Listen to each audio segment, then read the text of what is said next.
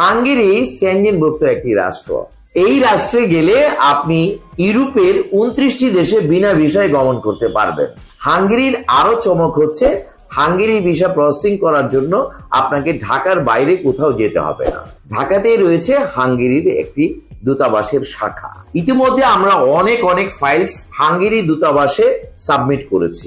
আগামী জুন মাসের 15 তারিখের মধ্যে আমরা বেশ কিছু হাঙ্গেরির যে সকল ফাইল আমরা জমা প্রদান করেছি দূতাবাসে, সেগুলোর ডেলিভারির ডেট চলে আসছে।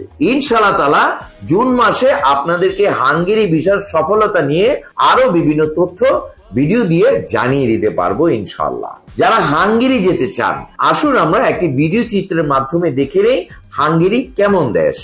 মধ্য ইউরোপের স্থল বেষ্টিত দেশ হাঙ্গেরি।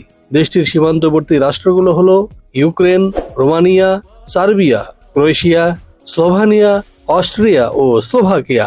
নবম শতকে রাশিয়ার দক্ষিণাঞ্চল ও কৃষ্ণ সাগরের তীরবর্তী মজর জাতিগোষ্ঠী অঞ্চলটিতে আসে। মজর জাতিগোষ্ঠীর বংশধর হিসেবে নিজেদের পরিচয় দেয় হাঙ্গেরীয়রা।